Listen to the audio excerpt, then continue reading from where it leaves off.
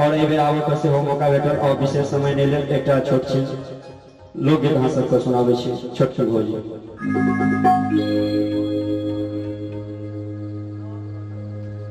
ये छोटकी भोजी लगबू जगह आबो नहीं रहबे हम हुकुमार नहीं जानी हमरा की भाग्य आहा बहिन से हमरा